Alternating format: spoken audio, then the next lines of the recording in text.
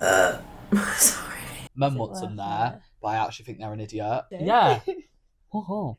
Sorry. Until you prove to me, yo-yo knickers, that you can keep the same partner for a while, you are NFI. Why are you fighting your own child?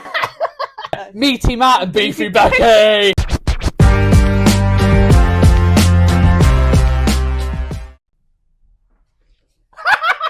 Welcome back! Hi, I'm Aaron. And I'm Millie. And we're here to talk to you about all the I do's The I don'ts. and everything in between. So on today's episode, guys, we're talking about the dreaded guest list.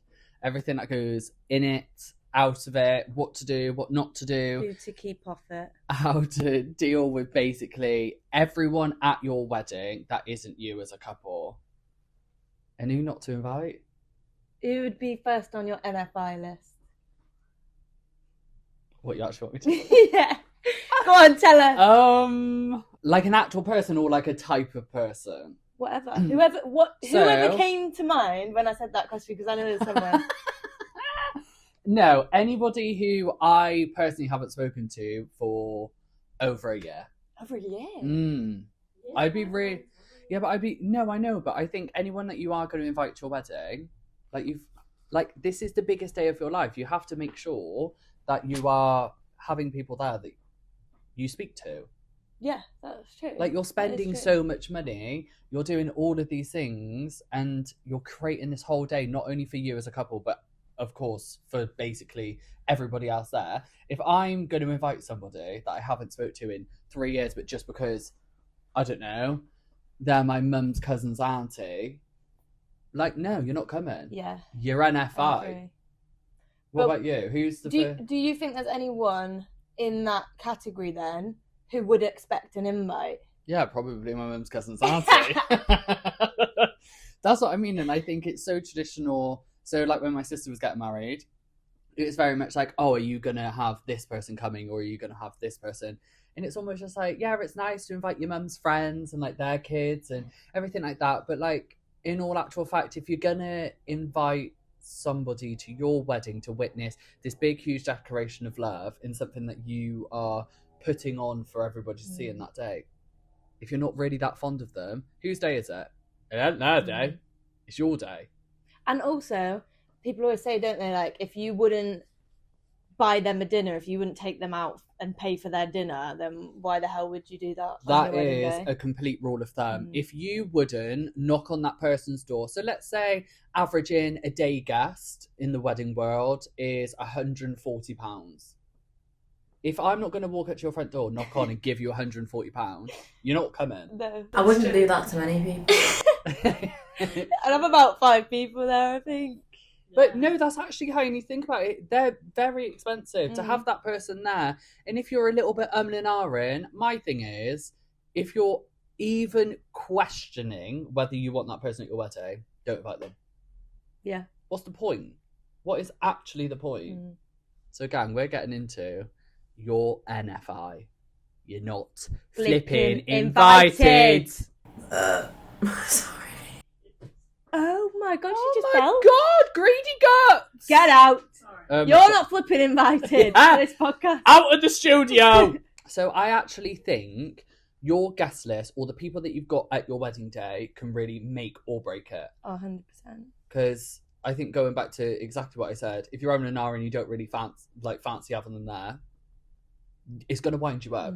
You're already at your wedding day having to make sure you're turning up and speaking to everybody and doing all these things. And really, if you're walking around with your partner and you're thinking, oh god, I can't, or like, I don't want to get to table 8, yeah, or why she come, or I didn't invite that plus one. True, yeah. That's a whole nother thing. That's a whole heap of no, not happening. But I think about it quite a lot, as in, like, if I ever think about getting married in the future, my one thought is, like, who is going to be there? Because it could be such a great day if I strictly stuck to who I genuinely want to be there. But then there's so much pressure, isn't there, to invite all of the other people. But also, you need to be thinking, so exactly that. If you're going to have the most amazing day, if you invite everybody you want, so why on God's green earth are you going to say, oh, do you know what? But I probably should invite them, or I got invited to their wedding, so I have to give them an invite. And I think, yeah, it's really nice. So nice when you get invited to weddings. And there's been some times I'm at a wedding and I think, oh, I don't know if you'll be coming to mine. Valid. Because you can't automatically, you don't give to receive. I'm not thinking, right, I'm going to invite them to my wedding because So I want to be wanna invited go. there. Yeah, Yeah, it's you just a can't. little bit silly. Yeah, you can. So hold on, everyone that you've been to their wedding in your life, are you inviting them to your wedding? My friends, yeah. No, every wedding you've been No. to. Seriously. Seriously. Wow. I know one wedding for a fact that Who? that couple is not coming, nor is anybody who was at that wedding. Who's that? I'm not saying. Come on. I'm not saying. Oh. So I can't say that. Hope they're not Sorry. watching. Well, they're never gonna know, are If Aaron's they? been to your wedding, just have a think. No, but also, gang, if you're watching this and you know that I've been to your wedding, you know I love you so much, you know you're my best friends, then you don't need to worry because it's not about you. You're gonna get me into right trouble. My God. Sorry. I'm going to be on everyone's NFI list now. Would I be invited to your wedding? Yeah, thanks. Don't ask me the same question. I would be invited. I'm joking. You would. Well, everyone focuses on like the decor, Mhm. dresses, all of the like main things. Yeah. But the most important thing is literally the guests. Because they make the atmosphere, and the atmosphere is the most important thing at the end of the day, isn't it? It Like, really is. What good is it to have like lovely flowers and a beautiful setting if like you're there and you're just like, well, this is a bit of shit, isn't it? Like, do Mhm. you know what I mean? 100%. And I've said it prior, as much as you are as the couple, the leaders of the energy, like you are literally the reps for it. If you're happy, shouting, screaming, having a few on board, like really going for it, all of your guests will follow suit. But I do completely agree with the sentiment that you said, that if you're going to invite a load of people who are a little bit boring, that's your vibe. If you want a nice, quiet, calm little get together, you want it very like that, you Some would invite weddings people can do like like that. a funeral though, like the amount of old people The some amount- people have at their wedding. The amount of weddings I've witnessed, and I just look and thinking, oh God, it's like pulling teeth out. No disrespect to the elderly, but like, do you know what I mean? If you're gonna invite all of the elderly, you need Yeah. a whole bunch of like younger generation people To counteract. Yeah. Yeah. We need like the average age. Yeah. We need the age to Just average balance it out. Yeah. Because Be like pointless. you look at the guest list, and I think most people would just see it in terms of like, these are people that I need to have there, or like it's correct for me to have these people there. You don't necessarily think about like who's going to mix with who, and like what the overall vibe is going to be like having all of those people there. And Absolutely. like do you know what I mean? Like the way everyone intertwines and like meshes together, like I think you actually have to consider it. But when in that, I see there's a double-edged sword, because you do have to really think about that. But also, it's the thing is, let's say you invite Sandra and you invite Angie. You personally love Sandra and Angie. What, Sandra and Angie? Sandra and Andrea. Yeah. No, you personally love them. You have a really nice relationship with them both. Sandra and Angie hate each other. So, yeah, you're thinking about those two meshing, but also that's your day. Yeah. So, whether it's Sandra or Angie, they're going to mesh you. I'm not sitting on that table if bloody that cow's Sandra. on there. Da, da, da, da. My rule is, if you invite two people and they've got beef, whoever is the one that's going to be like, start kicking up a fuss about it, you're not coming. Yeah. 100%. Yeah, So You have as much to- as you do have to look at your guest list, and as much as you do have to look at who's going to mesh well with who and who's going to sit with who, also, it's your day. If they're going to kick up a fuss about it, you're NFI. That's it. You're not flipping invited. Goodbye, Sandra. And you, Angie.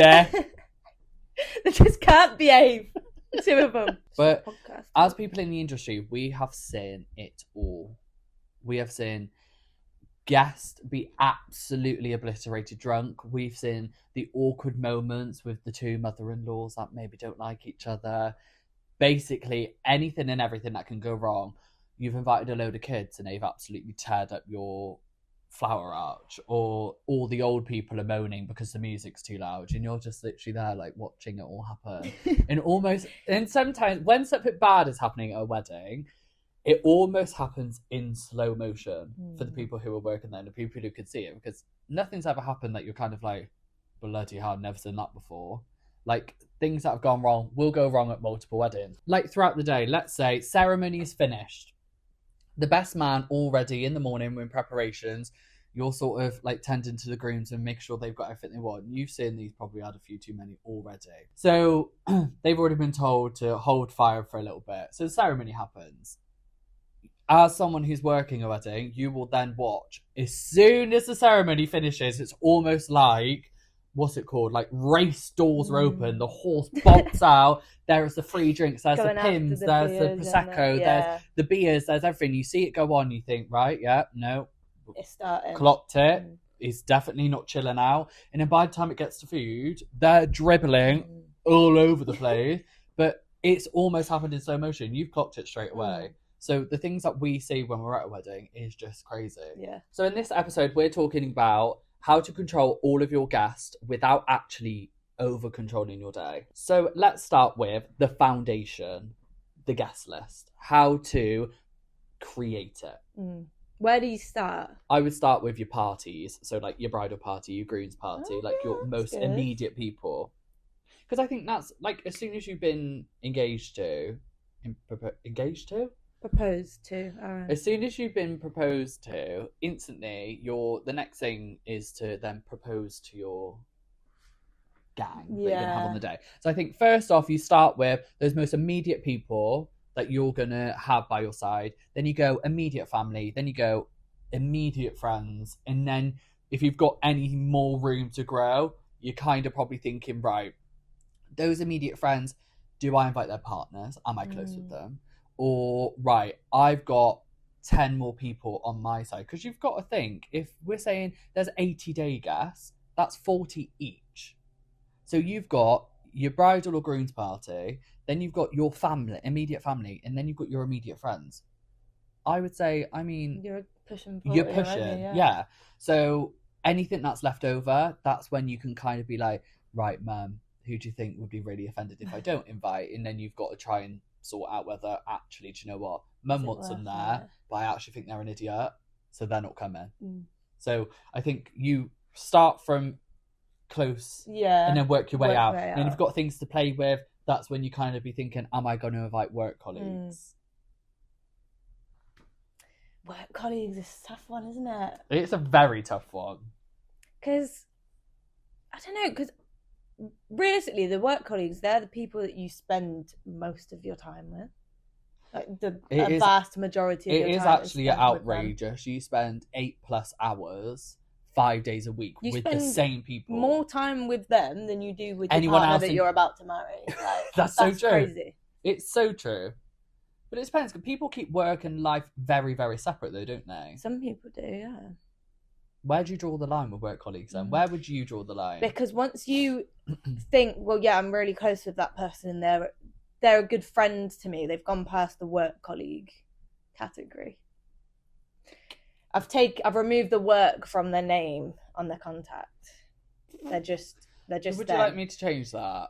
I'll change it later. No, I don't, because now it feels like you're just doing it because we've said something about it. I'm just disappointed that you did it. No, wait. Do you know when I change it? So if I'm at work and then that person's left work or something's happened and they've moved on, if I'm still friends with them, they then get their full government name in my phone. Whatever. But you've asked us not to leave ever, so why should we? Yeah, no, you're not leaving ever. So what, we're just going to be work friends forever? Yeah. I don't agree. No, that's just in my contact list. That isn't in my heart. So, yeah, once you've decided, right, I'm going to invite this person from work because I really like them. And then it's like, oh, but like, we kind of have like a bit of a three, like me and like the third person, like we do get along with them too. So like, I invite them as well. And then all of a sudden you've got 3 people from work invited. If you work in an office setting or in a setting where there's a wider group, how do you go about then telling people? Because people are going to talk in the office. Like, everyone's probably already going to know that you're engaged and when you're getting married and that you're planning your wedding. and people are probably already going to start thinking like, oh, I wonder if they're like me. Yeah. And how do you even like go about the awkwardness? How do you set the expectation of not upsetting those types of people? If you were to ask me, I don't care about. It isn't because I'm not purposely upsetting you. No. If you are not invited to my wedding, it doesn't mean that I dislike you. It just means that I've got a certain amount of people. You didn't make the cut. It's literally as clean cut as what that. about the evening thing though? Evening, I'm happy. And I do actually think it's a really nice thing because there's so many weddings that you see and so many weddings that I've been to and that you just all arrive in the evening and it's like all your work. It's almost like, and I think going out with the work lot, when they come to a wedding, if they are so happy for you, they obviously spend all that time with you. When they all turn up to that evening, it's almost like a real fresh inject of like new blood, and it's so nice. So I do think, I agree, if you've got friends at work and you consider them actual friends outside of work, invite them if you are that close with them. But also I do agree, if you've got the space for the evening guests to literally blanket it out and say, right gang, I want all 25 of you to come to the evening, because evening guests cost of that, you're not paying as much. It's a fraction of the price of a day guest, and you're already going to be like a few drinks down, like all the like really great exciting and nervous stuff is kind of done with. You're just like you're on the party now, you're on the home stretch. You probably don't really care who's like in the corner. Do you know what I mean? Like what we were saying earlier about like looking around on your wedding day and feeling like annoyed that certain people are there. You're not going to be feeling that in the evening. You want more people there. Yeah, it's just going to be like, fill the room, whatever. Exactly. So I think you're on the home stretch straight after that. After you get all the formalities of the day out and the evening comes, you're on the home stretch of just having the best time of your life. So why not just invite? I mean, I have got to say, if you dislike somebody at work, or you have a little bit of a riff with them, or you think, do you know what? I would actually categorically never spend any extracurricular activity time with you. Don't invite them, even to the evening. And if they've got a problem, and they want to chat with you or anything like that, sit them down and you say, right, have we ever spent time with each other at work? Do you actually? Do you? Exactly, but people will. People 100% will. Or they would be a bit like funny with you and make you feel a bit funnier. Oh, how was the wedding? Yeah. Yeah. No thanks. Yeah. Not having it. So I think you draw the line. At work colleagues, don't invite them. Plus ones you've never met there. So I have a funny thing with this. I've been to a wedding where I've been a plus one and I haven't met the groom. So but I've also only met the bride once. But it was my partner's best friend, like ever. So I don't know. It's hard, isn't it? I think it depends. I think if it was my best friend, they had a plus one. Not that it was, if they're a new plus one, if it's been a couple of years, if the closest is there and it's someone that's been there around for a couple of years and you know that it's kind of like a long relationship or something that's supposed to be being a long relationship, I think, I don't know if I would. Really? But I go back to it. If I'm on my wedding day and I'm walking through and I think, oh, God, I don't know you. I'm not an awkward person. Like, I could talk to a brick wall. But also, I'd kind of be thinking, oh, God, you're at my wedding. I've never met you. I actually think about it in, like, black and white like that. It's crazy. Then, with some of your partner's family, you're probably going to feel like that. Yeah. So 100%. Then it's like, well, I don't know. I think if it was on their side, I'll just leave it up to them. I didn't think about that, actually, with family. There is going to be family that you haven't met. Yeah, like your partner's great auntie and uncle and stuff, like, or cousins, like. To be fair, I didn't really think of it like that. That's so true. I don't know. I think, I would just have to leave it up to them and say, look, it's your side, so you choose. Yeah, 100%. But for me, like, I've got friends who I haven't met their partners, but I would invite them to the wedding. Would you?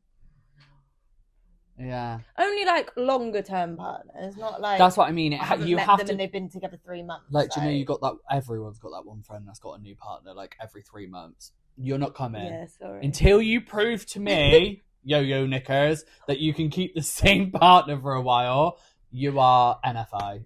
You're not NFI, your partner's NFI. Yeah, your partner's because he's NFI. only around for a couple of months, and then he's gone again. And he's been to your flipping wedding. No thanks. You paid for him to be there. Do you know also pictures?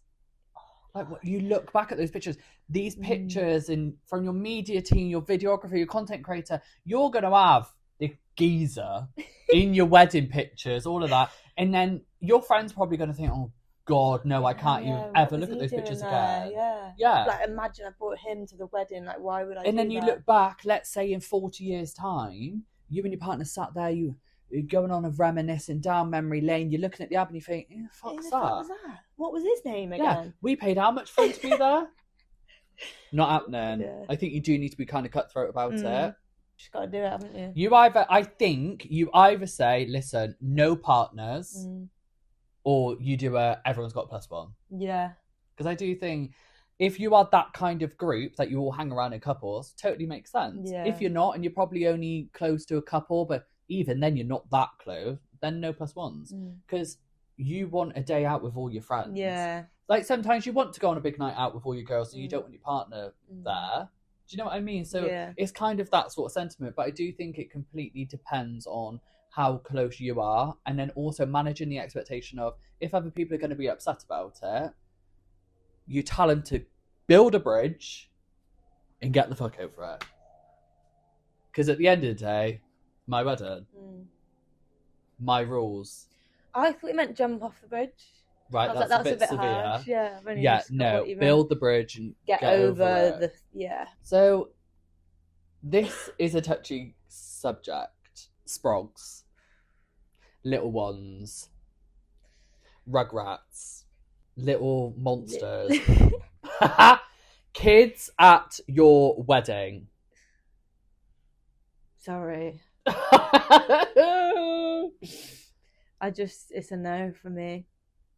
Because I'm thinking by the time I get there too, who out of my sort of immediate people may potentially have kids? Potentially quite a few of them. And then it's like as soon as you're letting one person bring the kids, it's kind of a free-for-all, isn't it? Yes. And I do not want a flipping wedding full of screaming kids. Sorry. I don't even want one screaming kid. So. I personally agree with you. But what if you had a child? Is that right to not have your child there? Because I probably would say, do you know what? No. I haven't even thought about it. I just thought if I did have a kid before I was married, like, I just thought, well, yeah, you'd have to invite them. But just thinking about it now, like, oh God, why are they alive? Inviting them, just bring them with you. No, but why are you inviting your own child? Here you go, here's the invite. RSVP when you can. But yeah, I will completely agree. Kids at a wedding. Now, I think we should talk about, if kids are at a wedding, how do we handle the practicality? If you have to invite them, right, we need, like, stations. Kids corner. But, like, keep it literally round the corner from where everything else is going on. Out of sight. Like, if you're in a marquee or you're in a barn, if they've got an outhouse, put the kids in there. Put them in the shed with a few colouring pencils. So you hire a nanny or you hire a crash service or a dog sitter and you get them to look after the kids for the day. One thing I hate as well, you know, when the wedding breakfast is all set up beautifully, decorated, everything else. I know what you're going to say. The high chairs. No! The colouring books. When you walk into a wedding breakfast and it's stunning, let's paint the picture, it's monochromatic, it's black and white, there's florals everywhere, chair bows, sashes, like the whole hog's going on. And there's 5 high chairs, white plastic high chairs, dotted around. And do you know what also makes it worse? Like, sometimes when they do still try and do the sash on it. Oh, God. Please leave it alone. Yeah. Bring them out, take them away, put your chairs in, do your shoot, do your everything, do your first look, do all of those things. And then, if you have to, can't they just sit on the floor? That's what I mean. Get the mat out and just sit them on the floor with like a few juice boxes and like sandwiches and stuff. But also Sorry, I've got no patience for it. Wedding venues, the kids menu is chicken goujons and chips with tomato ketchup, or it's a pasta, or it's fish fingers, or if you are at a very fancy one, you can get sort of a mini version of the meat. Are they really going to eat it? No. Because if you've been good and you've got loads of kids at your wedding, you've probably had sweet carts and all of this malark going on. So they're already filled and sugared all the way up. They're not good. So you're paying, basically, for someone to not eat it. I don't know. I personally, if you haven't gathered, me and Millie don't tolerate kids very well. No. If you are going to have children at your wedding, what can you put into place that literally will keep them entertained for the whole day? Because if you're going to have trouble with any form of guests at a wedding, it's going to be a child. They just ruin the vibe. I'm sorry, they ruin the ambiance. It's meant to be romantic and beautiful and classy, and you know, like, they're just not. Literally, I think just morally and you just know as an adult, if you're at a ceremony and you've got your kid on your lap and it's crying, it's moaning, it's doing all that, leave. You do not need to stay there to watch the ceremony. If your kid's crying, take it out. Take it out, lock it in a cupboard if you really do need to. Well, that's another thing. If you are going to have, if you know you're going to have kids who are under 6 years old, say, in that ceremony room, do you put like a PSA out to the guests to say, by the way, can people be respectful? If your kid starts if it cries, it needs to leave. You need to leave. And like, do you know what I mean? Do you feel like 100%, it would be something that people is common? It's common sense, or do you think you do need to say that to your guests? Unfortunately, it's not common sense. It isn't, and people will just let it cry. I need to quit calling it the children. What do you think about your parents' opinion, though? Parents' opinion. How much are you listening to it in terms of if you showed your mum the guest list and she turned around and said, "Hold on a minute, why isn't Auntie Angela on here?" I don't know why we keep using that name. Angela's a big one. Auntie Angela. Why isn't Uncle Bob on the list? Why isn't Cousin Sandra? Then I say, what are you doing? Sorry, that is just what it is. Aaron, that's really going to upset me if you don't invite them. Then, Mum, it's my day, though. Well, you're going to cause me a lot of issues with them when I next see them. Well, Mum, just let me talk to them. You just give them my number and tell them to ring me. But I can't believe it, Aaron. They had you at their wedding when you were 14. Yeah, but I haven't spoke to them since I was 14, Mum, so they're not coming. Right, yeah, fair. I've got nothing left. I've got nothing left! Yeah, all right. That's quite a good way to deal with it. You have to put your foot down and you have to take the control of that situation. It's my day. It's your day. It's your day. I think one thing that is quite possibly a social experiment is your seating plan. No, literally. Putting together your seating plan is stress. It will change 15,000 times. And then also trying to conduct a group of fully grown adults, and you're thinking, oh, but my uncle and my auntie don't get on, or like it's my mum's, like my mum and my dad are like with new partners, they don't really get on. That best friend slept with that friend's boyfriend and they need to be staying away from each other. But by the way, that's not a true story. I'm just trying to think of really wild things to say. And trying to conduct that whole thing, it's like a social experiment. And then also on the day to then watch exactly what you've created act out and unfold. Because you can't predict the future. No, you can't. But you do know all these people, hopefully well enough to try and predict what's going to work the best way. But there's so many different outcomes. You could say, well, you know, if we put it like this, it might all be too boring. If we put it like this table might be way too rowdy and like disrupt the rest of the room. So true. Do you know what I mean? Like, even regardless, even if everybody got along fine, there was no like beef or anything, but certain people are going to be like more heavy drinkers and they're all going to get a bit rowdy and loud on one table. 100%. Do you know what I mean? Like, it's just, but then it's like, so well, true. But I don't want to split them all up because then everyone would be quiet. Like, do you think then you experiment with it I think what I would do is have a table where it would be like a couple of quiet people, a couple of really loud, rowdy people, and also a couple of people that probably haven't met those people. Yeah. It is quite common you go to a wedding and you've never met a couple of people that are on your table. Yeah. And it's nice to then sit there and talk and do all of those things, meet new people. And I think the experiment of that is that you put those different types of people together in hopes that they're going to buzz off each other. Yeah. Or you do the grannies are over there, kids are over there, the fit people are in the middle. Yeah. Fit people are in the middle and all the party goers are all together. You can do that. I've been to weddings before where I've been a guest and it's the friends table and we are screaming. We are paralytic, we're eating dinner. It's usually the way. And it is the big vibe. But if you actually split a couple of us up and put us all amongst, it would then generate that vibe. Lift the whole mood in the whole room. Yeah, 100%. Good. Okay, I feel like this is a big one in this day and age. Go on. Divorced parents and the top table dilemma. What the hell are we doing about that? We can all relate to that as well. Yeah, 100%.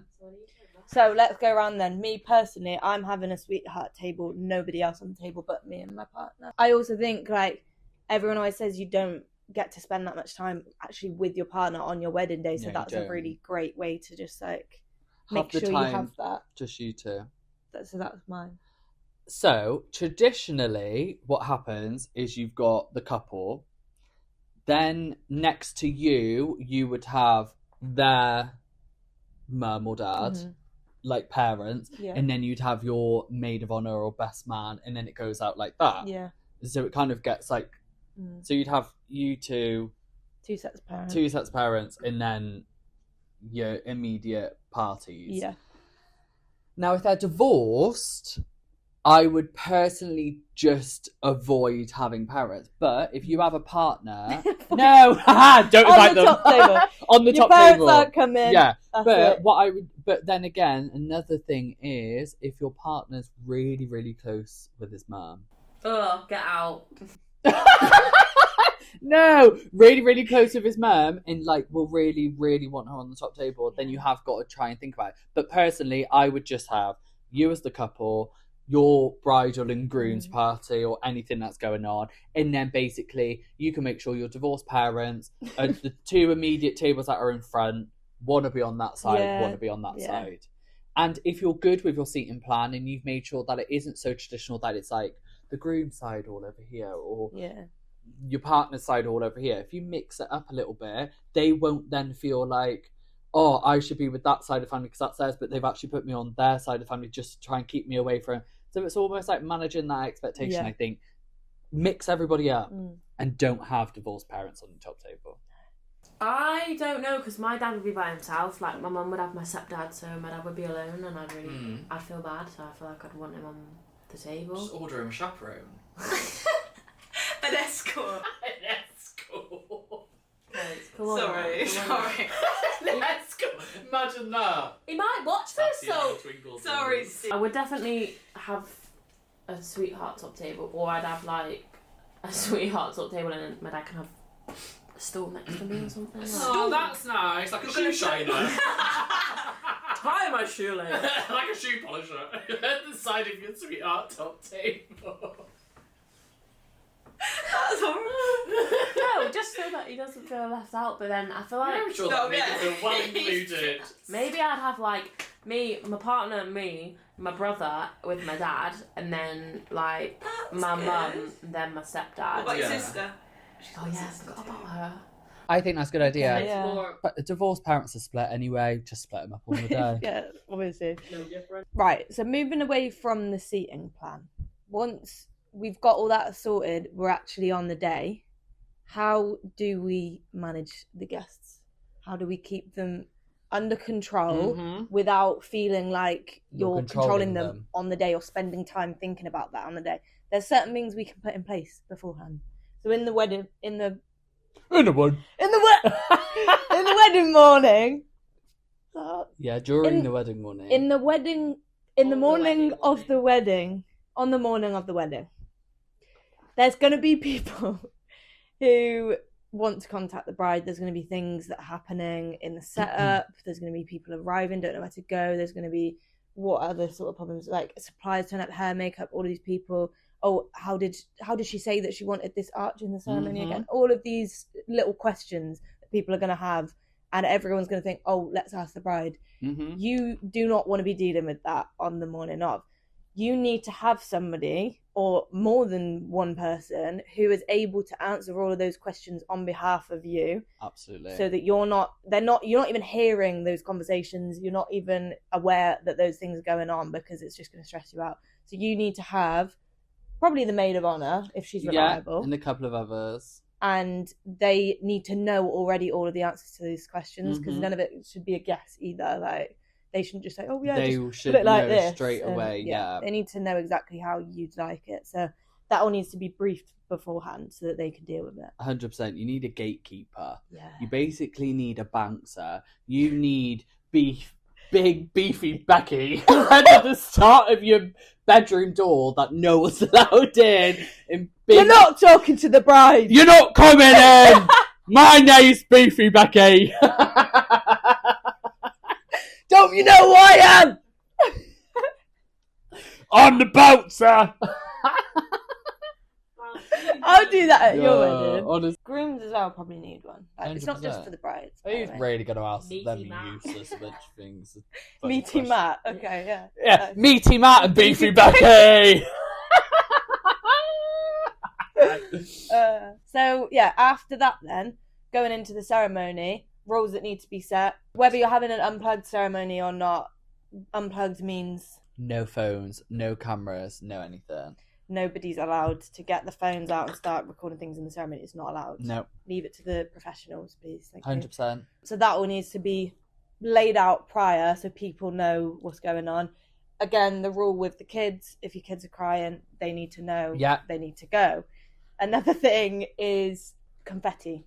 Like, how to throw the confetti. I know it sounds stupid, but some people just don't flipping know. 100%. And they're just going to be throwing, like, cones of crap all over you. When they throw it in people's face. If you think it's funny to throw confetti in a couple's face, it ain't funny. No one's laughing.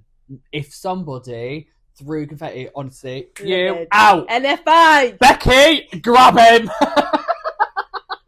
Becky, you know what to do.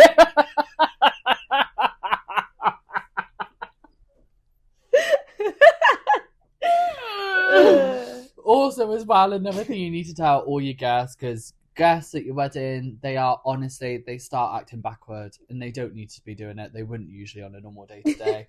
When you're walking down the aisle, wait until you've left your outdoor ceremony or your indoor ceremony or wherever you are. Wait until you've left the room for them to, all your guests start rushing, getting into the aisle and going out. Your photographer, videographer, content creator will be getting some really nice shots of you exiting.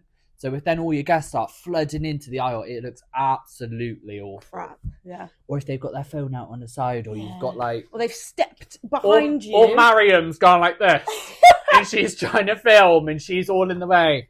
Honestly. Like, it doesn't make sense. Like, you're clearly going to be in the shot. Move. Mariam, get out the shot. Becky, grab her! Rugby tackle, Mariam. Well done, Beck.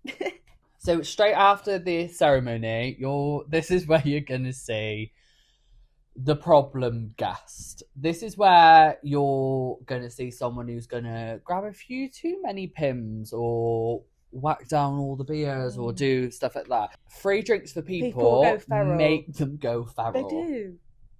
It's like they've never seen a drink before. Yeah, 100%. So also as well, I think those guests, you have to be... It's just the whole controlling thing. How are you supposed to tell a group of fully grown adults, don't overdrink because you've got a lovely meal to come and we don't want you dribbling all over it? Or we don't want you rowdy during the speeches or XYZ. So you've got to make sure everyone paces themselves. Yeah. If it's a nice hot summer's day, you put waters out. You don't... Maybe if you're doing sort of couples cocktails or Pims and stuff like that, maybe don't go for the Long Island iced tea or the monster... drink. Do you know what I mean? Or don't go for a cocktail that's got 1,001 days. Maybe go for a nice little light, like a sunset, not a margarita, like a mimosa or something. Yeah, 100%. Go a little bit lighter. If you know all of your lot are all big drinkers, And limit it as well. Make sure there's only enough for everyone to have one after the ceremony. That's it. If they want more drinks, they can buy them, but at least then you've got some control over. And some people won't. They'll hold off because they'll think, oh, well, we're going to get more free drinks at the meal, so I'll wait. I'm not going to bother wasting also money. As well, what you then do is you relinquish the control to your venue. They will not serve people who are out cold and stuff like that. Like, they know what to do. So I think to manage that with your guests, palm it off to your venue, get them to do it, or your bar company, or your caterers. If you're gonna have like open bar or put money towards having free drinks for your guests, keep it until after everything's done. Keep it for the evening. Don't bother doing it for the drinks reception, because people 100%. Will just go a bit too crazy. Absolutely. I think also as well, a good way to avoid your guest probably being a little bit bored. It's a bit of a long waiting game. Like, I think it's a big thing. Everybody always says, "Oh, wedding, it's a long day though. It can sometimes get boring." This is your job as a couple. Get some entertainment. Entertain your guests. Take their mind off it. Get them doing garden games. Get them doing big, huge, different, amazing Giant things. Giant Jenga, or you've got Beefy Becky loves that one.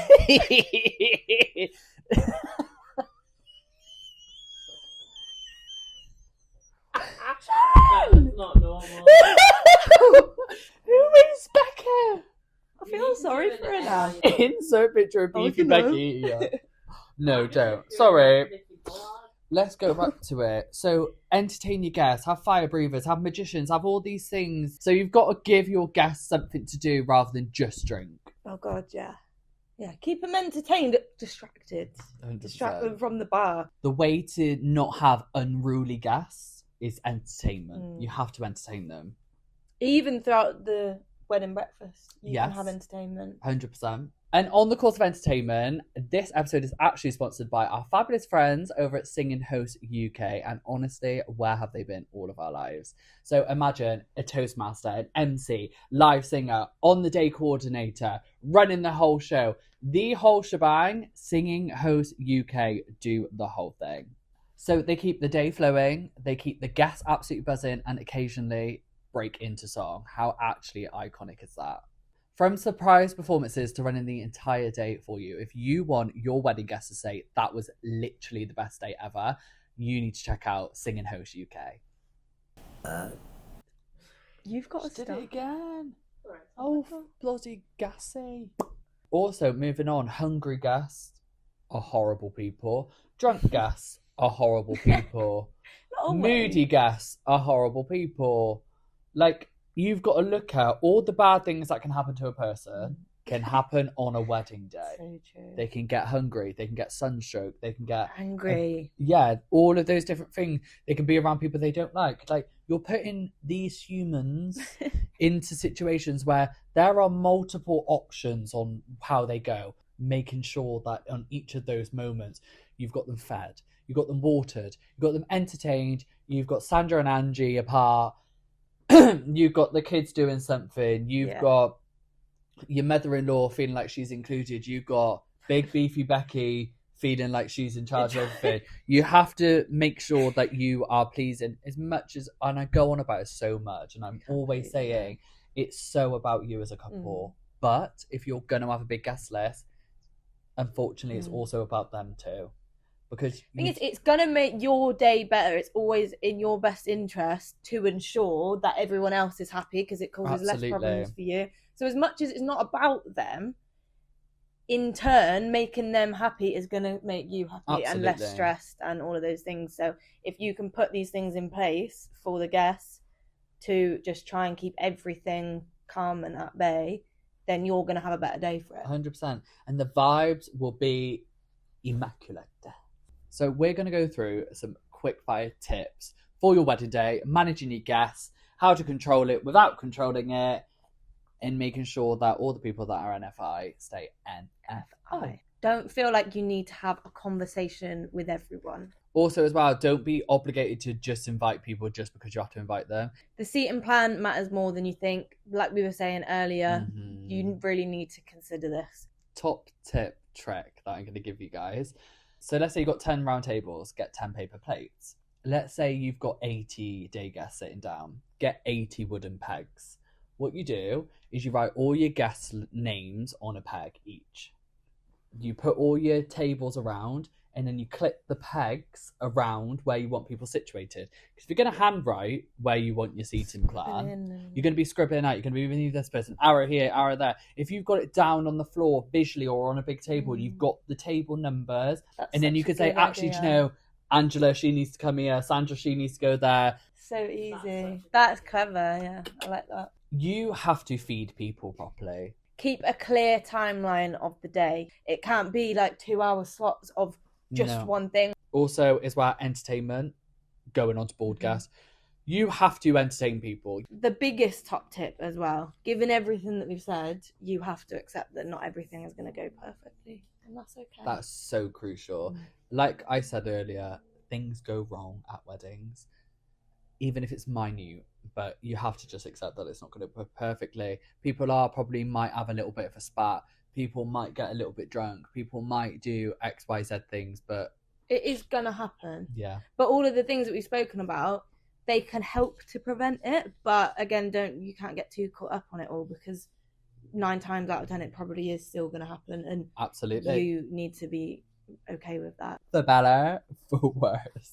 Hit it, Hatster. Right, first one. Cocktail station instead of a free bar at drinks reception. 3, 2, 1 for better. Worse.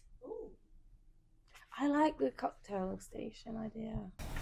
What, as in that's paid for already? Or? Yeah, like I think each guest gets 1, maybe 2 of our chosen cocktails, and that's it. That's all they're having from us at the wedding reception. I do like that. But I do believe a wedding with a free bar is a funner wedding. Open mic speeches. 3, 2, 1 for worse. I didn't make my mind up. I know, I didn't know. Open mic speeches. Do you know what that means? That means the mic is at the top of the room and anybody can go with like a hot mic. There is no It could way. be really funny though. No way on God's green earth I would ever allow any of my friends on a hot mic at my wedding. You are mental. Yeah, okay. I'd be in so much trouble with my mum. Letting guests request songs from a DJ. 3, 2, 1 for worse. You never, ever, ever allow your guests to request songs for a DJ. Kids at weddings. 3, 2, 1 for worse. We don't even need to explain ourselves. Sorry, by the way, we don't want to offend anybody. If you've had kids at your wedding, lush. If you're having kids at your wedding, lush. All of those things. It's just personal preference. We do love kids. That was weird. You cut that out. After party with closest friends and family. 3, 2, 1 for better. 100%. So after party, like we're talking about after the evening. 100%. You have your residents who are staying at the venue with you, party on until 6 a.m. Absolutely. Inviting colleagues. Dead set now, we need your answer. 3, 2, 1 for better. Well done, guys. Oh, I'm glad we got there. We're going!